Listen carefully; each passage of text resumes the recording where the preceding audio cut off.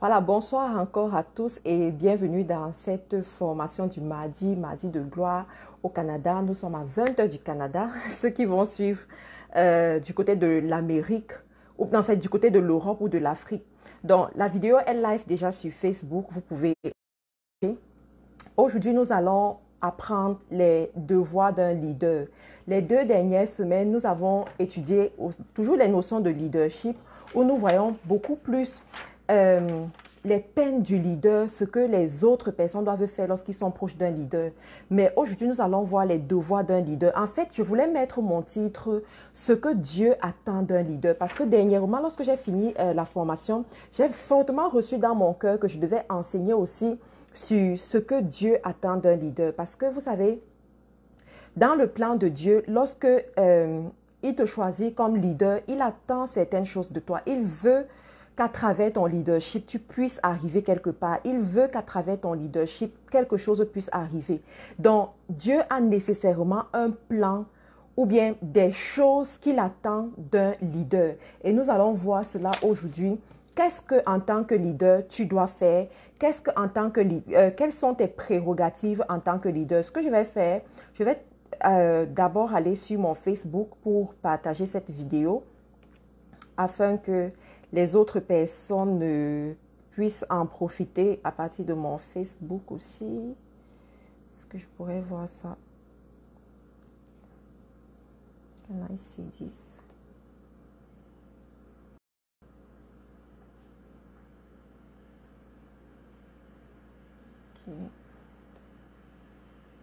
Ok. Sur Facebook, on a déjà des gens qui se connectent. Bonsoir à vous, vous ne dormez pas.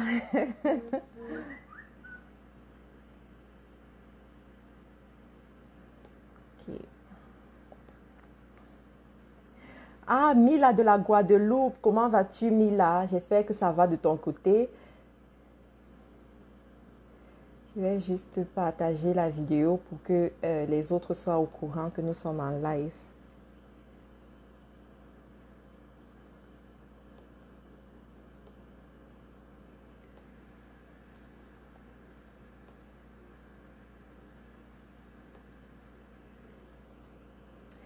Voilà, c'est bon, le partage est fait, on va commencer. Donc, il y a des choses que Dieu attend de toi en tant que leader. Et la première des choses que Dieu attend de toi, c'est de pouvoir conduire le peuple. La Bible dit, un peuple sans vision est un peuple qui va mourir. Et lorsque Dieu te positionne en tant que leader pour un groupe de personnes, ou bien même tout simplement pour ta famille, c'est pour que tu conduises cette famille quelque part. Il va te donner la direction. Oh, il y a des gens de Paris qui ne dorment pas, mais vous ne dormez pas, waouh. Ok, donc il va te donner la direction pour que tu puisses conduire les gens qui sont sous ton leadership. Il va te donner un chemin clair et précis pour que tu les amènes quelque part. Quand je parle du leadership, en fait, j'aime beaucoup citer le pasteur David Oyedepo parce que c'est un pasteur qui m'inspire énormément par rapport au leadership, surtout par rapport à la confiance en Dieu, de savoir que Dieu t'a donné une vision. Dieu t'a dit, je veux que tu sois à tel niveau, je veux que tu sois à tel endroit. Et tu fais confiance en Dieu et tu vas à ce niveau-là. Vous savez, pour ceux qui ne le connaissent pas, c'est le pasteur qui a un des plus grands ministères en Afrique, sinon même le plus grand ministère en Afrique, qui prospère en Afrique et dans le monde entier. Dans chaque pays du monde entier, tu vas retrouver une personne de son ministère qui a installé l'église là-bas. Et le pasteur, en fait, il était aux États-Unis. Il a étudié aux États-Unis. Et à un moment donné, pendant qu'il prospérait même aux États-Unis, sa vie se passait très bien aux États-Unis, mais il a vraiment reçu cet appel de Dieu de tout laisser là-bas pour aller en Afrique et construire l'une des plus grandes églises d'Afrique sans dette. Il fait partie des personnes qui vivent, qui vivent cette parole de l'Évangile qui dit que tu n'emprunteras pas, mais c'est toi qui prêteras plutôt aux nations. Il vit vraiment ça. Parce qu'il a construit tout ce qu'il a construit sans avoir à prendre des dettes quelque part. Donc vraiment, si tu dois apprendre de quelqu'un sur le leadership, vraiment, il fait partie des personnes vers qui tu dois te tourner. Donc, un leader, c'est quelqu'un qui a une vision. Tu dois pouvoir guider les gens. Tu dois pouvoir les amener quelque part. Tu dois pouvoir leur montrer de façon claire et précise où est-ce que vous allez. Tu dois pouvoir leur dire que pour cette saison, Dieu nous attend ici. Pour cette saison, Dieu veut que nous puissions réaliser telle chose. Pour cette saison, nous devons réaliser tel espoir. Et très souvent, quand le leader donne la direction, il y aura des gens qui n'auront pas la même sensibilité. Il y aura des gens qui seront dans le doute. Il y aura des gens qui vont dire que ce n'est pas possible, ça ne peut pas marcher, c'est irréalisable. Non, ça relève de l'abstrait, ça relève du miracle. Mais parce que le leader marche avec Dieu et que la direction qu'il a, il reçoit de Dieu, il doit savoir avoir confiance. Une fois, je me rappelle l'année passée, j'écoutais beaucoup les vidéos de pasteur Ashimolo, qui est en Angleterre. Et il disait, quand il avait reçu la vision de Dieu d'aller acheter c'est presque un camp ce qu'ils ont acheté en Angleterre, où ils ont construit vraiment comme un village en fait. Quand il avait reçu cette vision, les gens lui ont demandé, comment tu vas faire dans un pays aussi cher que l'Angleterre pour accomplir le rêve que tu es en train de dire que tu veux accomplir? Il a dit, ne vous inquiétez pas, on va le faire. Et quand il arrivait dans l'assemblée générale avec les autres pasteurs, les autres personnes, les membres influents de l'église, on lui demandait que, mais tu comptes sur quoi pour y arriver? Il dit, ne vous inquiétez pas. La première personne à avoir eu la vision ici, c'est moi. Et c'est Dieu qui m'a donné cette vision. Donc, s'il dit d'aller comme ça, on va comme ça. Et aujourd'hui, ils ont leur complexe. Aujourd'hui, ils ont leur complexe et ils sont influents en Angleterre. Donc, j'aimerais parler ici à tous les leaders qui sont connectés ou bien à toutes les personnes qui ressentent dans leur cœur l'appel de leadership. Vous devez avoir une relation extrêmement étroite avec le Saint-Esprit pour qu'il vous parle, pour qu'il vous donne la direction, pour qu'il vous dise que, ok, voilà où nous allons. Pour 2020, voilà la direction. Pour la décennie 2020-2030, voilà la direction. Il y en a que ce n'est pas, en fait, c'est à partir de cette année-ci que vous devez savoir ce que vous allez demander à Dieu pour la décennie 2020-2030. Et même en tant que chef de famille, tu dois avoir ce genre de discussion avec Dieu. Tu n'attends pas lorsque les choses te tombent dessus pour dire que, qu'est-ce qu'on fait? Où est-ce qu'on va? Et il y en a parmi vous, dans votre famille, vous devez même retourner à l'école. Oui, en tant que chef de famille, vous devez retourner à l'école pour atteindre certains objectifs. Et il y en a que dans le groupe de personnes que tu guides, tu dois pouvoir les enseigner à retourner à l'université, avoir certains diplômes. Je dis souvent qu'il y a des portes que seul le diplôme universitaire ouvre. Oui. Et nous devons apprendre ça. Il y a des portes dans ce monde que seul le diplôme universitaire ouvre. Et certains leaders, Dieu va vous parler à enseigner les personnes qui sont sous votre leadership de cette façon. Je me rappelle quand j'étais en Angleterre, notre pasteur nous formait de cette façon. Il nous disait que vous êtes en Angleterre. L'Angleterre est l'un des pays où où on a la meilleure éducation au monde et qui est accessible, facilement accessible. Chaque année, assurez-vous d'augmenter votre degré d'éducation. Chaque année, assurez-vous de prendre des cours quelque part. Chaque année, assurez-vous d'avoir un surplus sur votre niveau d'éducation. Il y a des gens qui ont suivi ça, qui sont allés payer des cours supplémentaires à l'université. Un an après, ils ont eu leur master. D'autres, c'était la licence. D'autres, c'était des diplômes supplémentaires du genre, les gens qui savent bien parler, là j'ai oublié, l'art du dialogue, en fait j'ai oublié l'art du langage, les conférenciers, voilà les conférenciers, qui ont eu ce genre de diplôme et qui ont eu des contrats. Il y a eu des gens parce qu'ils sont allés faire un cours spécial à l'université, ils ont pu être recrutés dans certains bureaux. Vous voyez, donc le leader doit être cette personne qui dit, ok, cette année-ci, voilà les objectifs à atteindre. Et il vous exhorte par rapport à ça, il vous enseigne par rapport à ça, il vous montre le chemin par rapport à ça.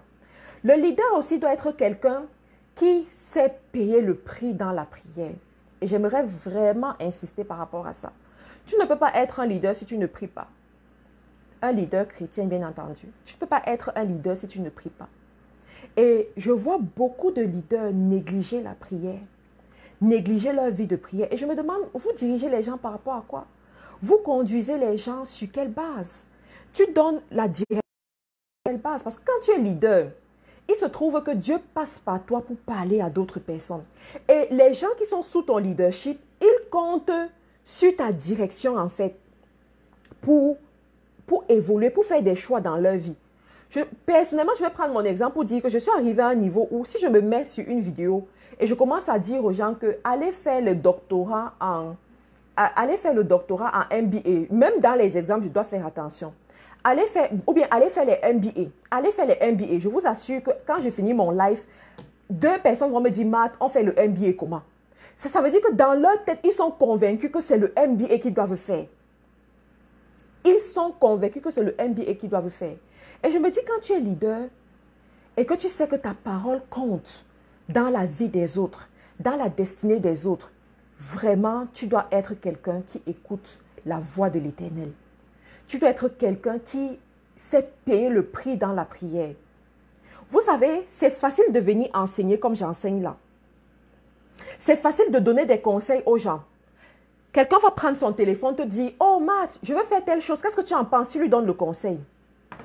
C'est facile de venir exhorter les gens, tout le monde peut le faire. Mais c'est difficile de payer le prix dans la prière. La prière relève du sacrifice. La prière relève du détachement, de l'abandon de soi.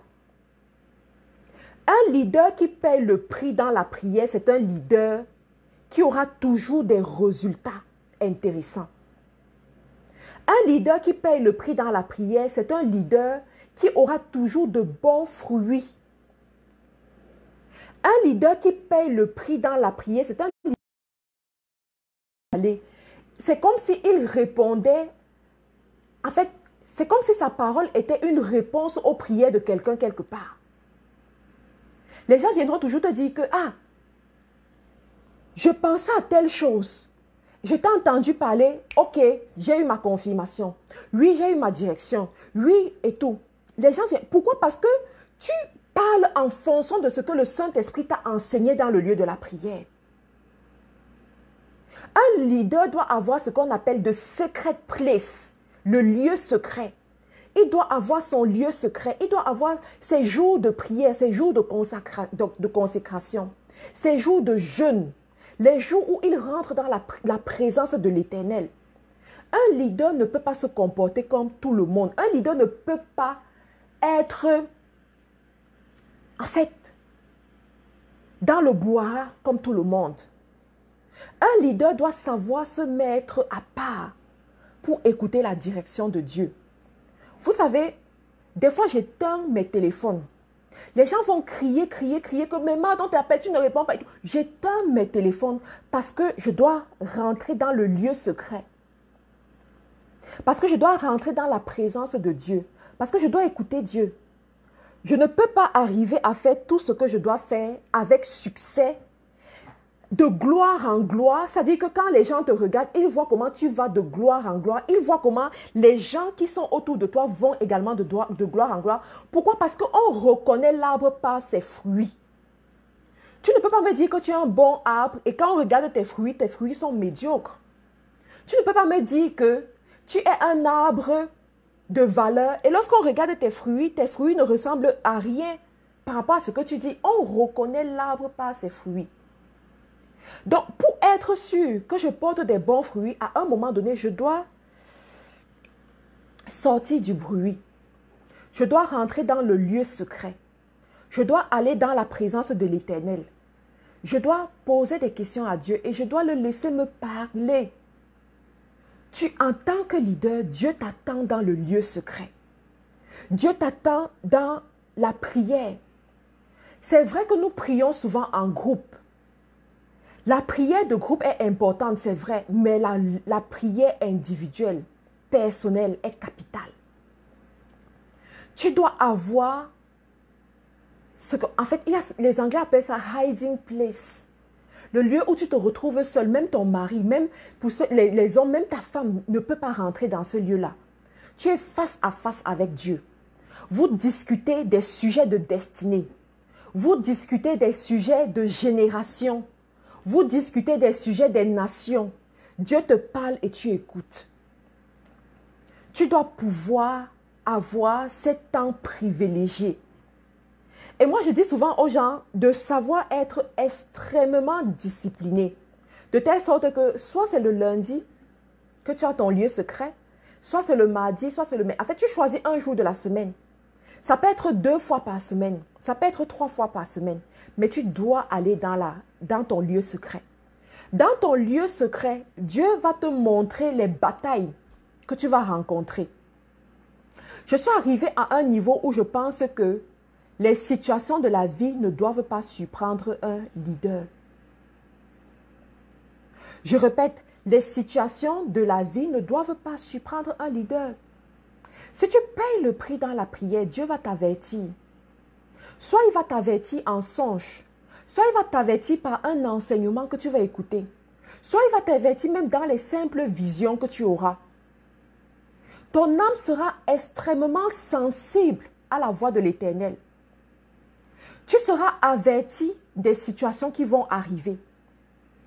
Et parce que tu seras averti des situations que tu vas arriver, tu pourras stand in the gap, te tenir à la brèche et attaquer ces situations-là. Commencer à prier, commencer à donner la direction. Tu te rappelles de l'histoire de Job. Dieu dit à Job que Job, as-tu commandé au matin? As-tu donné la direction à l'aurore? As-tu dit à la journée ce que tu attends d'elle? Je vous assure que des fois, les choses qui nous arrivent, c'est parce que nous n'avons pas donné la direction à l'aurore. Et si tu n'as pas donné la direction à l'aurore, c'est parce que tu n'étais pas dans la présence de l'Éternel. Par rapport à l'histoire de Job, la Bible nous enseigne que les fils de l'Éternel étaient rassemblés. Ils étaient rassemblés et le diable rôdait. Et le diable attire l'attention de Dieu. Il dit, ton serviteur Job, il te sert parce que, et parce que, et parce que. Si tu enlèves la protection, il ne va plus te servir. Mais ceux qui partagent la vidéo.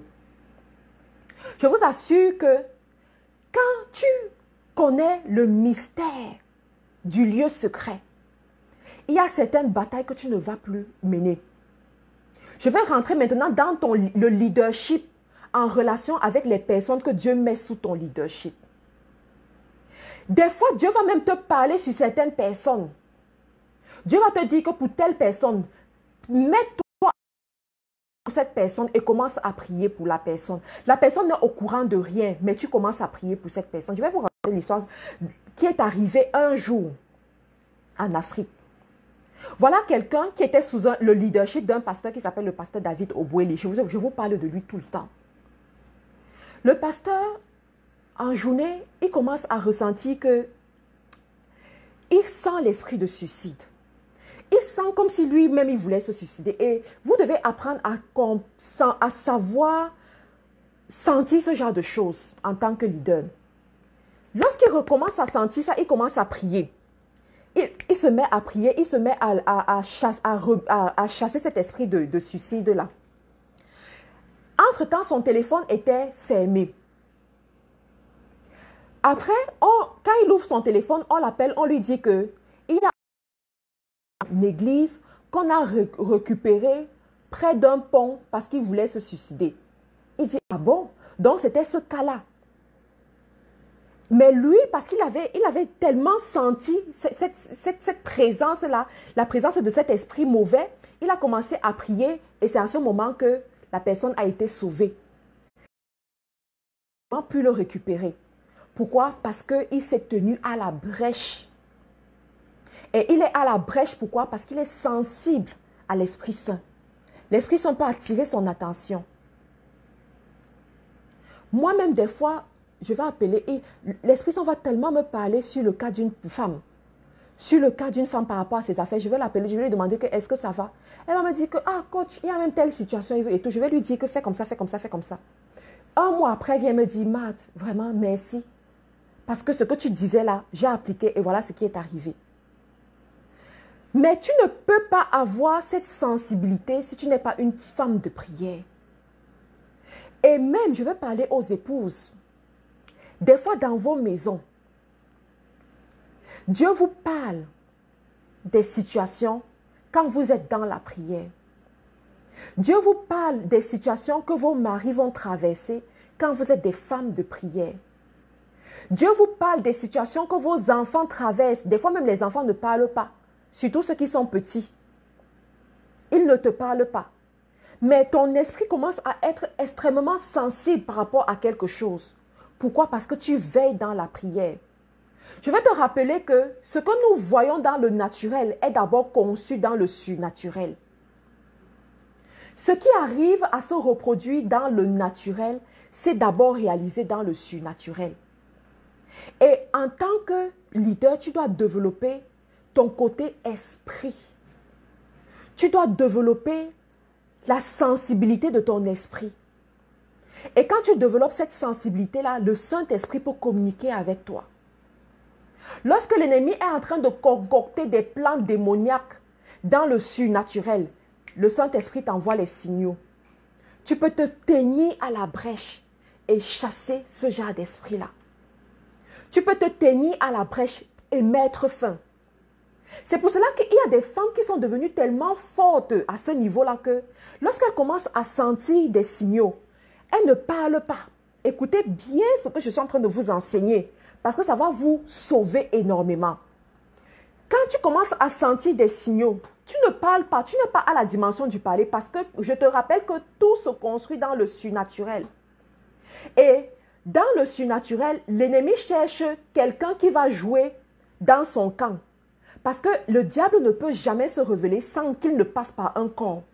S'il ne passe pas par un corps, il devient illégal et illégitime sur la terre. Dieu non plus ne peut pas agir s'il ne passe pas par un corps. C'est la raison pour laquelle il est passé par Jésus, qui a eu un corps pour que Christ se révèle en lui, pour pouvoir agir sur la terre. Donc, il a besoin d'un corps pour être légal sur la terre. Donc, quand le côté esprit est sensible à ce qui est en train de se concocter dans la dimension de l'esprit, qu'est-ce que tu fais? Tu ne commences pas à parler. Pourquoi? Parce que la parole prend corps. La parole dit et ça se réalise. Tu vas dans le secret et tu combats contre ça. Tu vas dans le secret et tu commences à envoyer les missiles contre ce que tu es en train de ressentir. Ça, c'est le combat spirituel.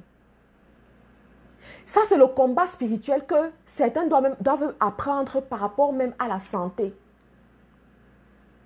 Dans FDE ces derniers temps, on entend beaucoup de femmes qui sont malades.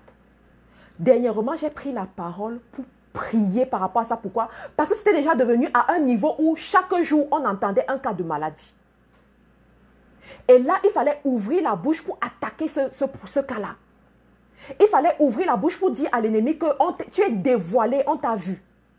Mais lorsque c'est encore au stade embryonnaire, non, en tant que leader, tu vas dans le secret et tu attaques cet esprit-là dans le parler en langue. Tu attaques cet esprit-là dans le parler en langue. Tu commences à donner la direction que tu veux voir arriver. C'est la même chose. Même dans un foyer, quand tu te rends compte que dans ta maison, la direction que ta maison est en train de prendre, ce n'est pas la direction qui t'intéresse. Signe, mais tu ne prononces pas encore avec ta bouche. Tu rentres dans le lieu secret. Tu commences à prier par rapport à ça. Tu commences à renverser les choses. Et après, tu vois comment les choses sont en train de changer. Tu vois comment la tangente est en train de changer. Tu vois comment la paix revient dans cette maison. Pareil pour un enfant. Tu vois comment l'enfant est en train de prendre une direction qui ne t'intéresse pas. Tu vas dans ton lieu secret. Tu n'as même pas besoin d'attirer son attention, mais tu vas dans ton lieu secret. Tu commences à prier par rapport à ça. Tu ne peux pas être un leader sans avoir un lieu secret. Tu ne peux pas accomplir des grandes choses sans avoir un lieu secret. Tu ne peux pas diriger les gens sans avoir un lieu secret. N'oublie pas que le loup veut toujours rentrer dans la bergerie. Pour mettre les garde-fous pour que le loup ne rentre pas dans la bergerie, tu dois être un homme ou une femme de prière. Plusieurs leaders sont très forts à réprimander. Plusieurs leaders sont très forts à enseigner. Plusieurs leaders sont très forts à donner des conseils. Mais très peu de leaders payent le prix dans la prière. Lorsque tu es un leader qui paye le prix dans la prière, 50% de tes problèmes seront réglés. 50% de tes problèmes seront réglés dans la prière. L'Esprit de Dieu ira parler à ceux qui veulent du mal. L'Esprit de Dieu ira parler à ceux qui veulent se lever contre ton leadership. L'Esprit de Dieu ira parler à ceux que l'ennemi veut détourner contre toi.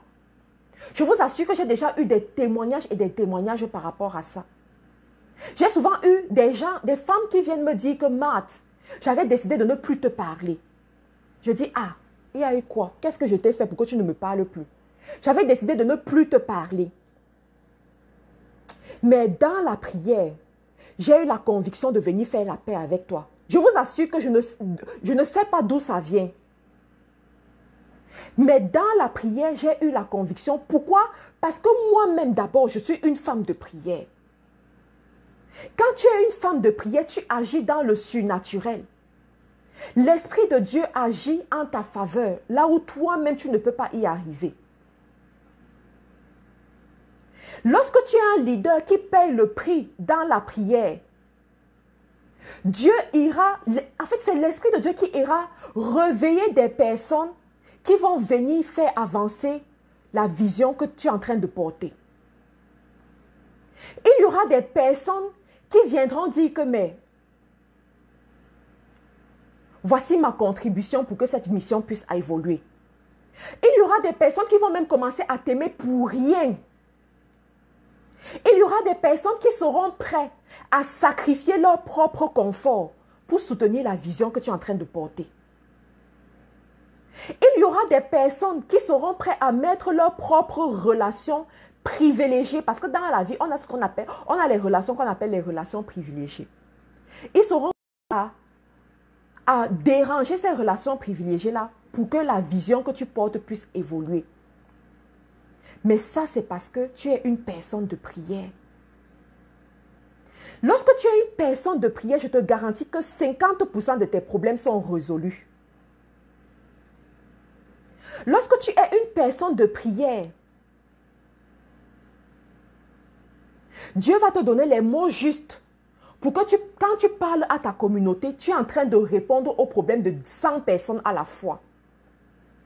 Lorsque tu ouvres la bouche pour parler, chacun reçoit sa révélation personnelle sur le problème sur lequel il est sur le problème qui est devant lui. Quelqu'un aura un problème de couple, l'autre aura un problème d'argent, l'autre aura un problème de relation, l'autre aura un autre problème et tout et tout. Mais la parole que tu vas donner va être une réponse pour chacun de ces cas-là. Pourquoi? Parce que tu es une personne de prière. Lorsque tu es une personne de prière, tu vas sauver ton cœur. Parce que les leaders sont souvent atteints. Les leaders sont souvent blessés. Mais si tu continues à vivre selon tes désirs et tes passions, tu continues à vivre selon l'état de ta chair, tu seras un leader qui pleure chaque jour. Tu seras un leader qui vit dans l'anxiété. Tu seras un leader qui vit dans la douleur. Mais quand tu payes le prix dans la prière, tu connais le repos. Quand tu payes le prix dans la prière, Dieu te donne la paix du cœur. Certaines situations ne t'atteignent plus. Certaines situations ne te font plus mal. Je vous garantis que les leaders souffrent énormément.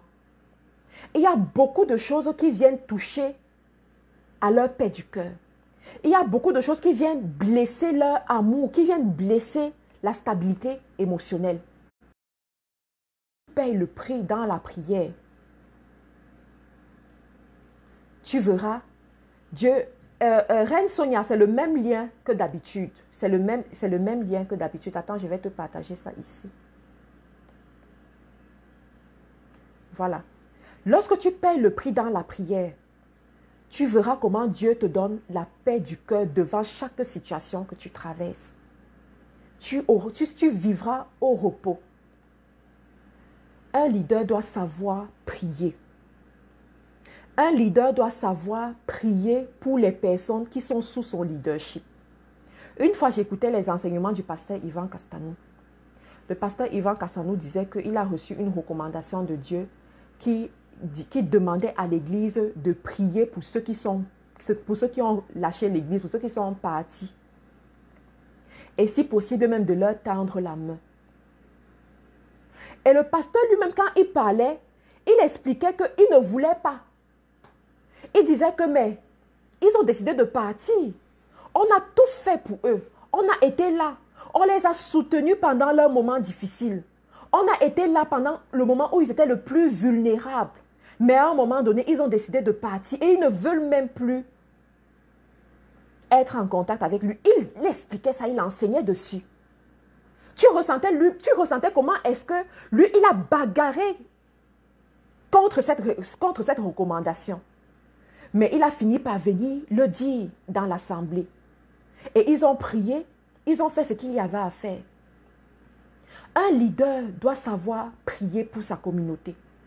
Doit savoir aller rechercher la seule brebis perdue.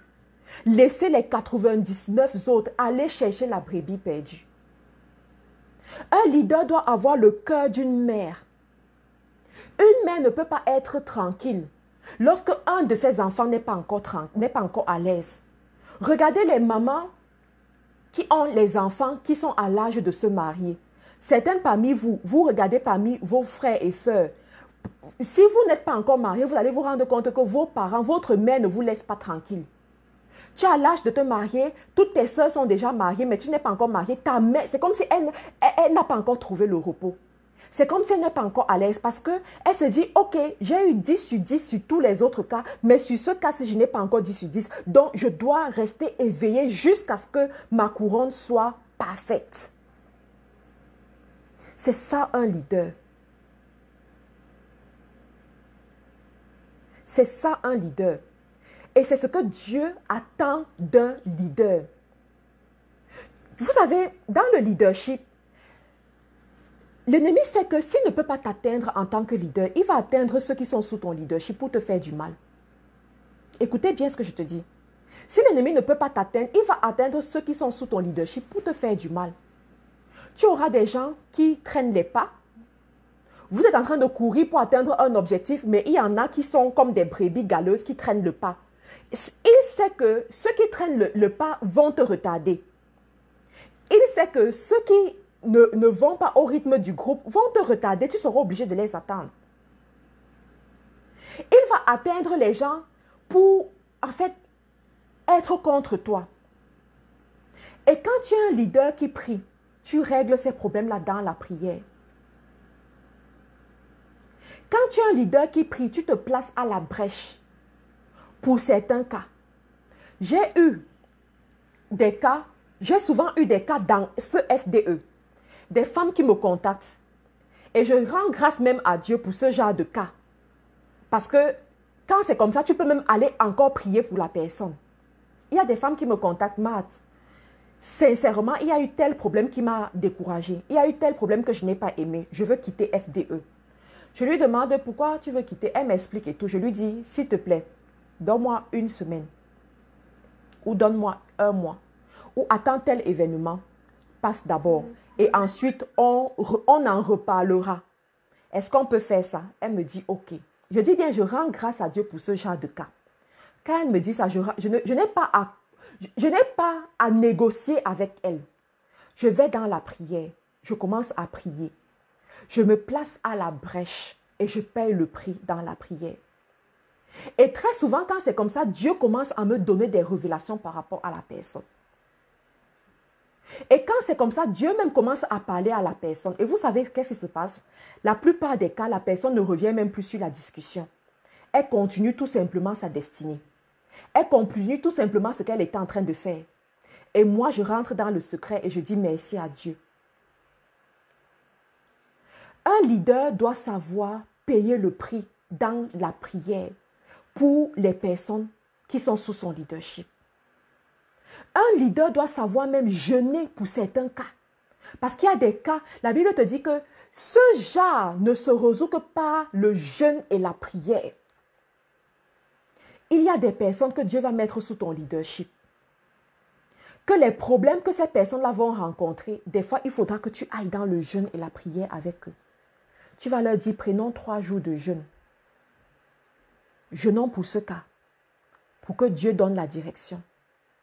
Prions pour ce cas, pour que Dieu donne la direction.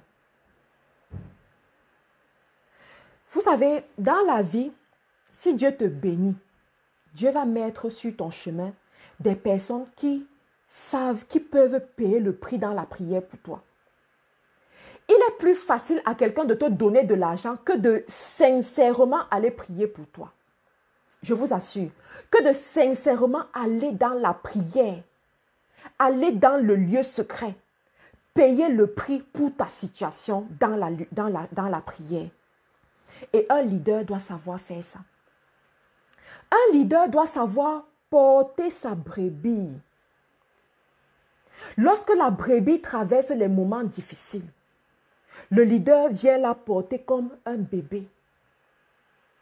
Et très souvent, en tant que leader, Dieu va te placer devant ce genre de situation pour voir ton cœur, pour voir jusqu'où il peut aller avec toi dans le leadership. Est-ce que tu peux porter le problème de cette brebis comme ton propre problème? Est-ce que tu peux aller pleurer devant la face de l'Éternel pour ce problème comme si c'était ton propre problème? Est-ce que tu peux aller supplier Dieu pour ce problème comme si c'était ton propre problème? Tu dois avoir ce cœur en tant que leader. Dieu t'attend à ce niveau-là. Ta promotion dépend de ta capacité à pouvoir respecter ce genre de prérogatives que Dieu attend venant de toi.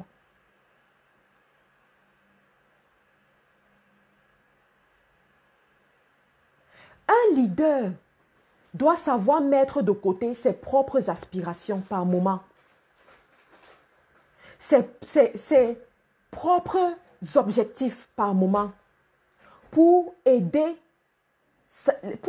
la personne qui est sous son leadership à atteindre ses objectifs personnels. C'est ça le leadership. Ce n'est pas tous les leaders que Dieu promeut.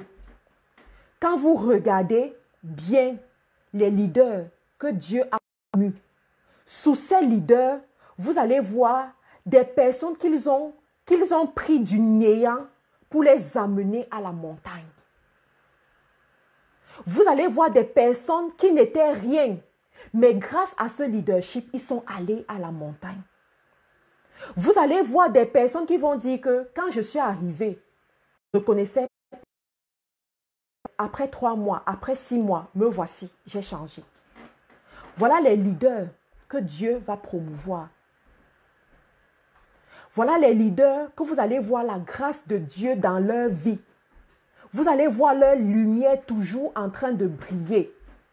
Parce que Dieu sait qu'avec ce genre de leader, il peut discuter la révolution des nations. Il peut discuter la révolution d'une génération. Il peut sauver un peuple. Regardez le cas de la reine Esther.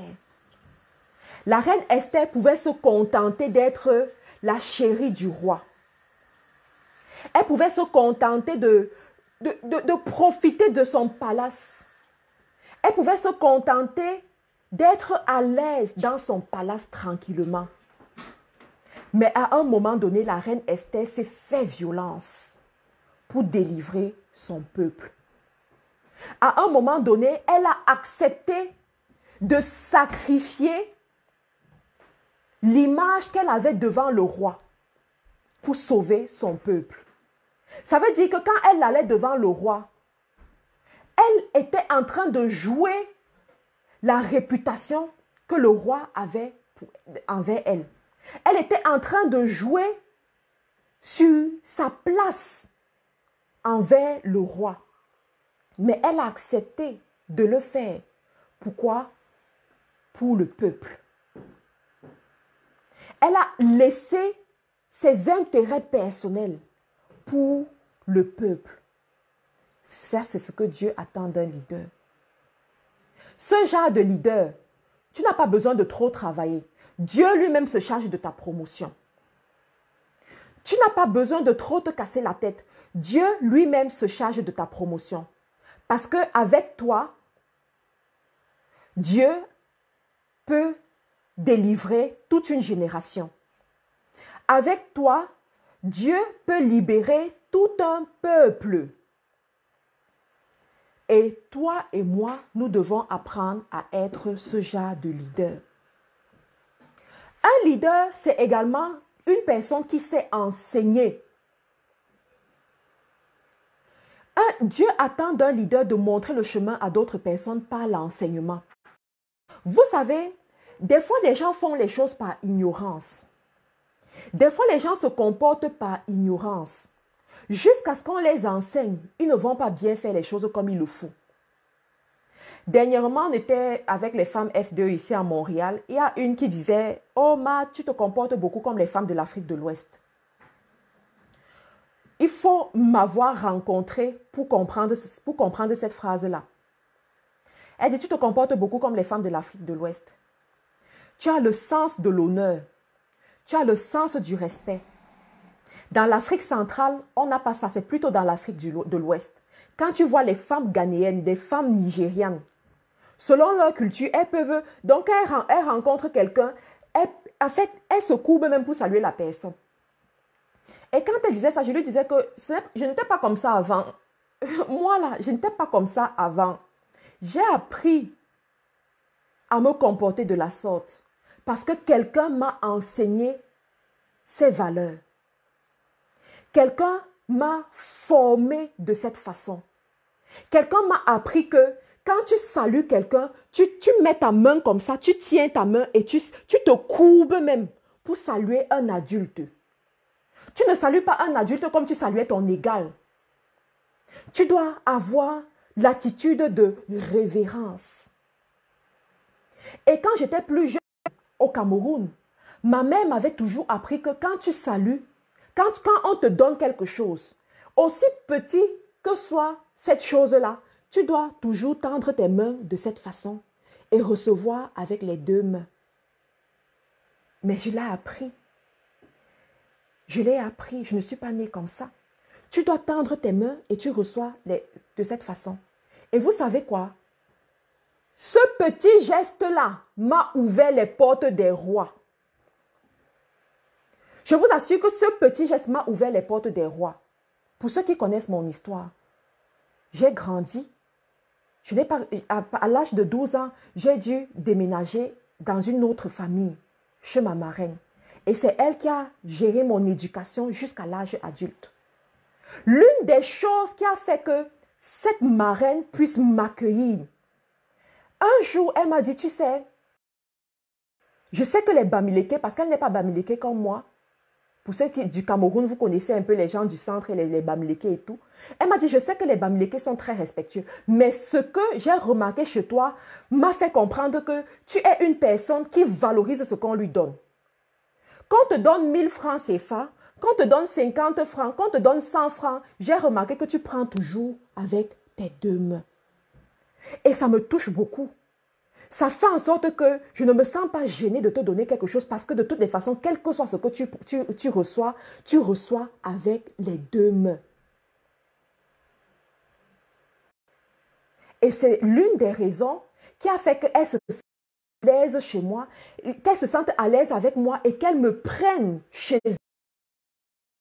Mon éducation de l'âge adolescente jusqu'à l'âge adulte. Parce que j'avais appris manière.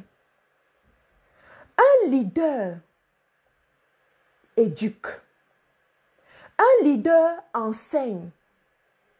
Mais comme ma marraine disait souvent, le leader ne prend pas les gens et les fait asseoir pour les enseigner. Même pas par sa façon de faire, il transmet le message. Par sa façon de se comporter, il transmet le message. Je vous assure qu'aujourd'hui, je fais extrêmement attention à comment je m'habille, à comment je me mets, parce que de ma façon de me mettre, j'enseigne. Une fois, il y a l'une de mes menties, il y a peut-être 2 ans, elle faisait les vidéos sur Facebook. Et quand elle faisait les vidéos sur Facebook, je l'ai appelée, je lui ai dit, tu sais, c'est bien de faire les vidéos, mais il y a une présentation pour faire les vidéos. Quand tu fais les vidéos sur Facebook, je te conseille de ne jamais laisser ta poitrine ouverte, qu'on ne voit pas ta poitrine. Parce que de la façon dont tu te présentes, tu attireras une certaine qualité de personne. Continue à faire les vidéos avec ta poitrine ouverte et regarde que la majorité des personnes qui viendront vers toi, ce ne seront que des hommes et des hommes qui t'envoient des messages déplacés. Je lui ai dit ça. Elle m'a dit, ok coach, merci, j'ai compris. Mais ce que je ne savais pas, c'est qu'elle allait aller regarder toutes mes vidéos pour voir si moi-même je fais ce que je lui ai dit de faire. Elle allait regarder toutes mes vidéos et elle est revenue me dire que, coach, je me suis rendu compte que sur tes vidéos, on ne voit pas ta poitrine. Le leader enseigne même quand il n'enseigne pas. Le leader enseigne même quand il ne parle pas. Mais au moins, il doit avoir conscience que sa vie devient un enseignement pour les autres personnes. J'ai d'autres personnes qui me disent même que, Matt, quand je parle, on dit que je suis une Camerounaise, alors que je ne suis pas Camerounaise, je suis ivoirienne. Mais tellement à t'écouter et à boire tes paroles, je commence à faire exactement comme toi. On dit que je suis Camerounaise. Mais je ne lui ai jamais dit de faire comme moi. Je ne lui ai jamais dit de parler comme moi. Je ne lui ai jamais dit. Mais pourquoi? Parce que quand tu es leader, tu déteins sur les autres. Quand tu es leader, tu déteins sur les autres.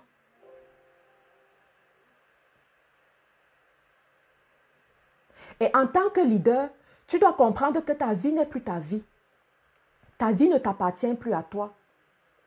Dernièrement, je suivais un enseignement du pasteur David Oboueling. Si vous voulez, je vais vous envoyer l'écouter. Dans la vie, on a des ADN. On a l'ADN de la maison de son père et de sa mère. On a l'ADN de son père spirituel également. C'est la raison pour laquelle tu vas arriver dans certains endroits, tu vas te rendre compte que dans ces endroits-ci, il y a une certaine grâce que les gens ont dans cette maison ou dans cette communauté. Il y a une certaine grâce que les gens ont ici. Et il y a aussi certains challenges que les gens ont ici. Et dans l'enseignement, il disait que si tu veux avoir l'onction d'Élie, tu dois aussi être capable de connaître les batailles d'Élie et être prêt à remporter les batailles que Élie a remportées. Tu dois être prêt à lutter contre Jézabel et gagner la lutte contre Jézabel. Tu dois être conscient de ces batailles-là dans ta vie. Et il disait qu'il y a certains combats qu'en tant que leader, tu es obligé de gagner parce que ta victoire va se répliquer comme ADN dans la vie des personnes qui vont suivre ton leadership. Oui. Si, je prends un exemple, ça fait 3 ans que je suis Dominion City, que je suis les enseignements sur le leadership pour être un leader dans les nations. Là-bas, c'est clair, tu dois être leader dans les nations. Au début, quand je commençais, je ne pensais pas aux nations, je ne pensais pas à ça. Mais aujourd'hui, je suis à la dimension de leader international dans les nations. Je vais dans les nations. Les nations m'appellent. Les nations m'appellent. Je ne peux pas compter le nombre de fois où je reçois les invitations dans les nations. Depuis ce mois de janvier, j'ai refusé un minimum de 3 invitations. Je dis refuser. Tout, billet d'avion payé, logement, enveloppe et tout payé. Mais j'étais obligée de dire non. Parce que ça ne correspond pas à mon programme, ça ne correspond pas à ce que j'ai déjà mis sur pied. Les nations m'appellent. Pourquoi? Parce que ça coule dans l'ADN. Ça coule dans l'ADN de mon leader. C'est son quotidien. C'est ce qu'il vit chaque jour. C'est le combat qu'il a déjà remporté quelque part. Et ça coule dans l'ADN. La capacité de parler à des foules. La capacité de guider d'autres personnes. La capacité de guider les autres personnes selon le plan de Dieu. Ça coule dans l'ADN. Tu vas arriver dans certaines communautés, c'est la grâce du mariage qu'ils ont. Tu te rends compte que là-bas, tout le monde se marie. Même la personne la plus laide. Une personne va arriver comme ça là. Ça faisait 2 ans, 3 ans qu'elle n'avait reçu aucune invitation d'un homme. Aucun homme ne l'avait vue pour lui parler. Mais elle arrive, du coup, c'est comme si c'est comme si elle était visible. Pourquoi? Parce qu'il y a une onction particulière, il y a une grâce particulière. Et ça vient du leadership. Et chaque leader doit être conscient. C'est la raison pour laquelle, quand tu bâtis ton leadership, tu ne dois pas... En fait, il y a des batailles dont tu es obligé de remporter. Ce que tu appelles péché mignon là, si tu laisses ça dans ta vie, ça va se répliquer dans ceux qui sont sous ton leadership. Cette chose que tu maintiens dans le secret, ne t'inquiète pas, c'est ce que les autres qui sont sous ton leadership, c'est ce qu'ils vont, ce sont les batailles qu'eux aussi ils auront. Dernièrement, dans ce groupe, j'étais en train de conseiller une femme par rapport à la paix, à l'unité dans la famille. Et après, je méditais encore par rapport aux conseils que je lui donnais. Il y a des combats que tu es obligé de remporter parce que tu ne veux pas les voir se repliquer après toi. Il y a des combats que tu es obligé d'arrêter à ta dimension, que c'est obligé de finir à ton niveau pour que ça ne se réplique pas. Parce que toute bataille que tu vis aujourd'hui, tu n'es pas la première personne à vivre cette bataille-là. Si tu contactes ton père va te dire qu'il a vécu ces batailles. Si tu vois ta mère, elle va te dire qu'elle a connu ces batailles aussi. Si tu vois le leader sous lequel tu es, sous le leadership, il va te dire qu'il a connu ces batailles-là. Donc toi, tu as la possibilité en tant que leader de finir avec certains combats à certains moments. Je reviens encore pour dire qu'un leader ne vit plus pour lui seul. Vous voyez dans FDE, personnellement, j'ai décidé de payer le prix de la constance dans la prière. De la constance dans la présence de l'Éternel. J'ai décidé de payer le prix à ce niveau parce que je sais que c'est un trésor inestimable. Si personnellement, je réussis à développer ce genre d'aptitude, il sera plus facile pour moi de le transmettre à toutes les personnes qui viendront sous mon leadership. Les gens n'auront plus de difficultés à rester dans la présence de l'Éternel. Les gens n'auront plus de difficultés à mener une vie de sanctification. La sanctification sera un style de vie et non une épine à leurs pieds. Ils trouveront le plaisir à mener une vie de sanctification. Ce ne sera plus comme si tu faisais un régime alimentaire ou comme si tu étais en stage bloqué pour une période quand tu mènes une vie de sanctification. Personnellement, j'ai décidé de payer ce prix-là. Est-ce que ça fait mal? Oui, ça fait mal. Parce que tu ouvres la porte pour une autre ère de gloire. Tu ouvres la porte pour une autre génération de gloire. Et quand tu te positionnes comme ça, oui, ça fait souvent mal. Mais c'est ce que Dieu attend de toi en tant que leader. Rappelle-toi, Dieu a besoin d'un leader pour délivrer une nation. Dieu a besoin d'un leader pour délivrer un peuple. Dieu a besoin d'un leader pour sauver un peuple. Il a fallu un Joseph pour sauver le peuple d'Israël. Il a fallu un Joseph que Dieu a utilisé comme libérateur pour sauver le peuple. Et Dieu veut t'utiliser comme libérateur. Il a fallu un Moïse pour faire sortir le peuple de l'esclavage. Il a fallu un Moïse avec qui Dieu collabore, avec qui Dieu négocie pour faire sortir le peuple de l'esclavage. Toi aussi, Dieu veut t'utiliser comme un libérateur quelque part. Il y a un peuple pour qui tu es destiné. Il y a un peuple qui est en train de mener des combats aujourd'hui et que Dieu veut t'utiliser pour mettre fin à leur combat. Il y a un peuple qui est en train de souffrir quelque part. Dieu il te montre comment tu vas lutter devant certains combats, comment tu vas remporter ces combats pour que tu puisses aller délivrer son peuple. Mais il faut que tu décides de mener effectivement ce combat.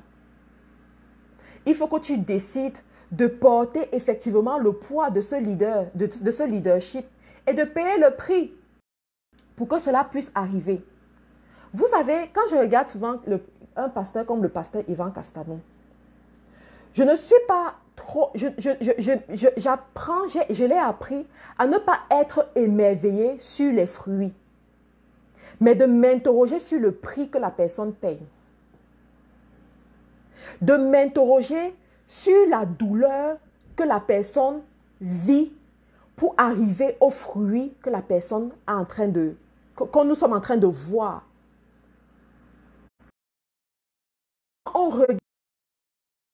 On envie les fruits, mais on oublie que pour avoir ces fruits-là, il faut avoir payé un prix dans le secret. Il faut avoir payé un prix quelque part. Et Dieu t'attend en tant que leader de savoir payer ce prix dans le secret quelque part. En tant que leader, tu dois être un exemple. Les gens doivent regarder ta vie et s'inspirer de ta vie. Les gens doivent regarder ta vie et dire que j'aimerais être comme telle personne. J'aimerais te demander, toi où tu es aujourd'hui, est-ce que dans ton fond intérieur, tu peux conseiller à quelqu'un de faire comme toi? Est-ce que dans ton fond intérieur, tu peux dire à quelqu'un, watch me and do like me? Regarde-moi et fais comme moi. Et tu parviens à mener cette personne à sa montagne de célébration. Si tu n'es pas encore sûr, ça veut dire que tu dois encore travailler sur ton leadership. Il y a beaucoup de choses que tu dois travailler dans ton leadership. Cet enseignement est valable pour toute personne qui a un leadership. Ça peut être que tu es juste maman d'un enfant. Tu as déjà un leadership. Ça peut être que tu es chef d'une petite famille. Tu as déjà un leadership. Ça peut être que tu as la tête d'une communauté. C'est un leadership. Ou bien même à la tête d'un groupe de 3 personnes. C'est déjà un leadership. Et tout ce que j'ai cité là, ce sont les devoirs que tu dois suivre. Dieu t'attend à ces carrefours. Il faut que tu comprennes que tu fais partie du plan de Dieu pour délivrer un peuple. Tu fais partie du plan de Dieu pour libérer quelqu'un qui est en train de souffrir quelque part. Vous savez, la Bible dit l'obéissance vaut mieux que le sacrifice. Je répète, l'obéissance vaut mieux que le sacrifice. Par ta capacité à obéir à la direction de Dieu, à suivre le leadership tel que Dieu veut que tu puisses le suivre, tu délivres des familles, tu délivres des personnes. Lorsque je prends mon exemple, il y a 3 ans et demi ou 4 ans en Angleterre, il a fallu que je sois obéissante et que je suive la direction que Dieu m'a donnée. Aujourd'hui, je vous assure, je ne peux pas compter le nombre de familles qui ont été délivrées par le oui que j'ai donné. Je ne peux pas compter le nombre de personnes qui viennent dire vraiment, Marthe, je rends grâce à Dieu de t'avoir rencontré. J'étais où depuis? Tu étais où depuis? Il a fallu que je dise oui. Et toi aussi, Je suis sûre que depuis que tu écoutes cette série sur le leadership, Dieu te parle par rapport à un peuple précis. Dieu te parle par rapport à une vision précise. J'aimerais que tu saches que tu ne reçois pas cet appel pour rien. Tu reçois cet appel parce que tu fais partie du plan de Dieu pour la libération d'un peuple. Tu fais partie du plan de Dieu pour la libération d'une génération. Et tu dois savoir faire tes devoirs. Tu dois savoir faire ce que Dieu attend de toi. Tu dois pouvoir être effectivement là où il attend que tu sois. Est-ce que c'est facile? Non. Quand tu commences, ce n'est pas facile. Pourquoi? Parce que tu dois renoncer à toi-même. Si jusqu'ici tu avais renoncé à toi-même du bout des lèvres, je t'assure que cet exercice va t'amener à effectivement renoncer à toi-même. Tu vas mettre de côté tes désirs et tes passions pour suivre le plan de Dieu.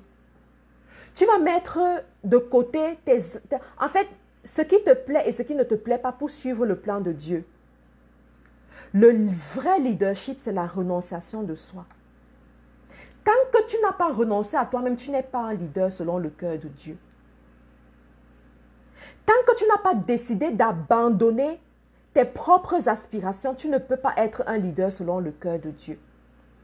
Mais une fois que tu as tout relâché, Dieu peut t'amener dans les eaux profondes. Une fois que tu as tout relâché, Dieu peut discuter les vrais débats avec toi.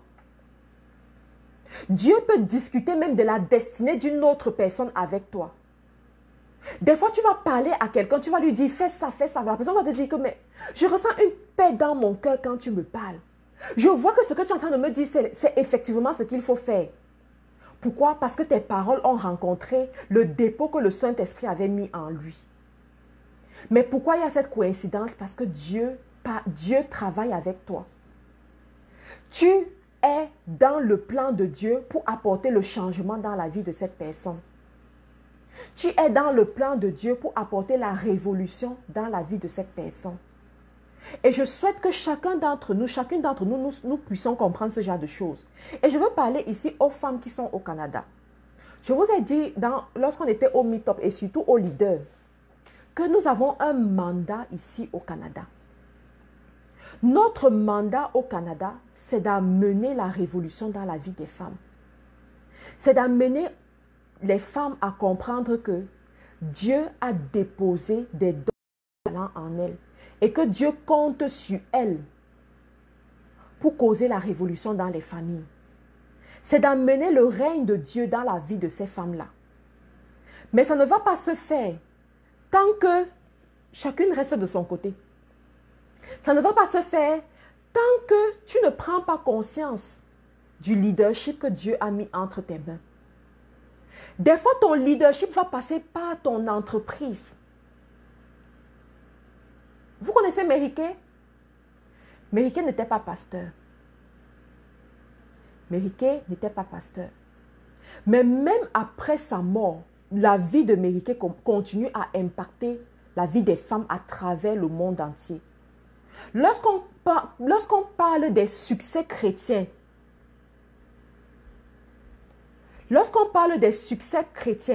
Mériké fait partie des succès chrétiens. Pourquoi?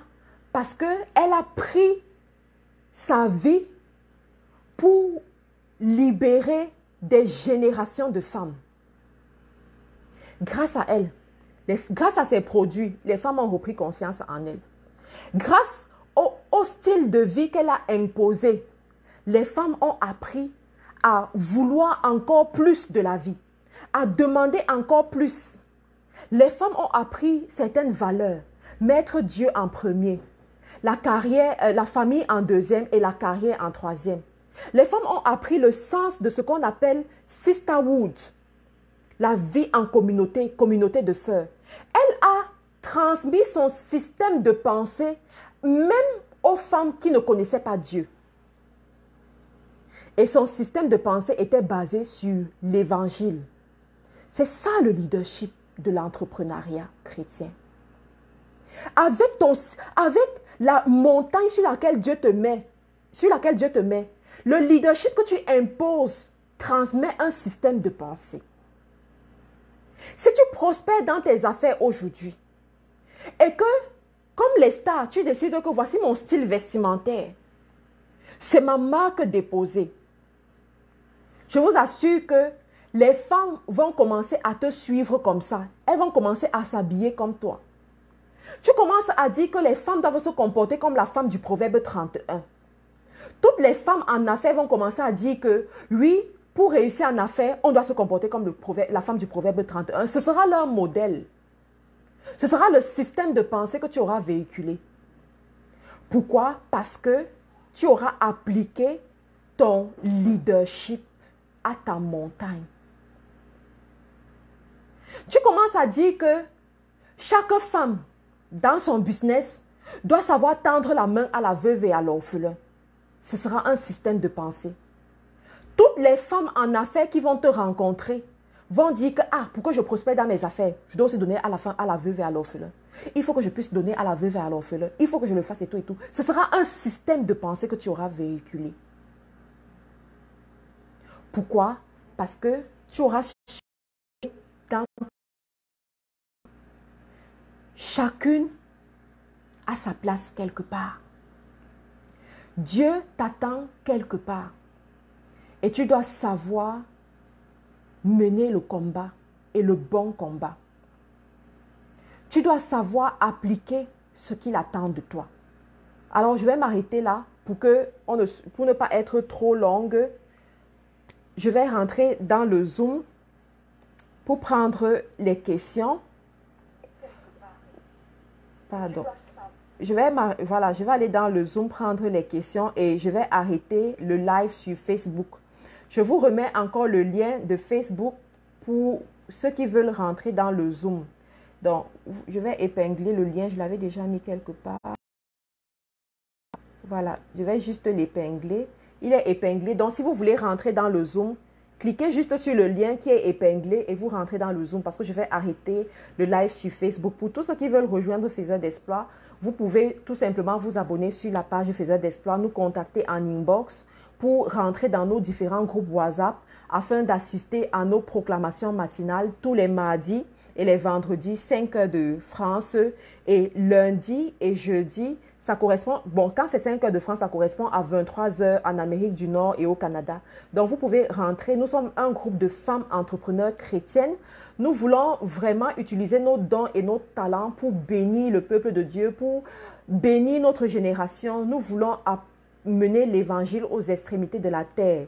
Donc, vous pouvez nous retrouver dans nos différents groupes WhatsApp. Au Canada, nous avons généralement des meet-ups chaque mois. Donc, toutes les informations sont véhiculées sur notre page Faiseurs d'Exploit que voici. Donc, vous pouvez vous abonner sur cette page-là et être au courant quand nous avons des meet-ups au Canada, à Paris, en Afrique également, ou bien dans un pays d'Europe. En fait, où nous organisons les meet-ups, vous allez être au courant. Nous aurons également notre grande conférence cette année à Paris, je crois que c'est au mois de novembre. Je ne veux pas m'hasarder à donner des dates, mais c'est bouclé, c'est le mois de novembre. Donc, ceux qui sont à Paris, sachez déjà qu'au mois de novembre, nous serons toutes à Paris. Toutes les FTE de partout du monde, elles seront à Paris. Celles qui sont en Afrique, j'aimerais déjà vous le dire. Ne dites pas que vous ne vous êtes pas préparés. Commencez déjà à vous préparer à venir à Paris cette année. N'attendez pas la dernière minute pour mettre sur pied ce qu'il faut pour venir à Paris. Et en a un contrat à durée indéterminée chez votre employeur. Commencez déjà à causer avec votre employeur pour avoir ces contrats à durée indéterminée. Il y en a, vous devez enregistrer votre entreprise. Commencez déjà à voir comment vous allez enregistrer votre entreprise, ouvrir le compte bancaire pour que la banque, il y ait des transactions dans votre compte bancaire. Quand vous allez déposer le dossier pour la demande de visa, que le consulat ou l'ambassade puisse effectivement voir que cette personne n'est pas en train de s'amuser. Effectivement, c'est un vrai entrepreneur. Donc, voilà. Donc, préparez-vous. Celles qui doivent faire les épargnes, pour pouvoir payer leur billet d'avion, commencez à épargner. Si chaque mois vous épargnez 50 000 francs, je crois que vous aurez largement de l'argent pour payer votre billet d'avion et venir en Afrique. Donc cette année, c'est l'année de gloire. Je ne veux pas entendre les raisons du genre, Matt, je n'ai pas eu d'argent, Matt, ou bien, non, non, non, on ne veut pas ça, on ne veut pas ça, on ne veut pas ça. On veut des femmes violentes. C'est une seule conférence cette année. Donc, on veut des femmes violentes, des femmes qui vont chercher ce qui est à elles. La Bible dit, le royaume des cieux appartient aux violents. Ce sont les violents qui s'en emparent. Donc, si tu veux être une femme internationale, une femme en fait, qui n'a pas de frontières, tu te déplaces de l'Afrique en Europe, de l'Amérique et tout, sans problème. Tu dois être capable de l'accepter dans ton subconscient et tu dois être capable de mettre sur pied ce qu'il faut pour y arriver. À tes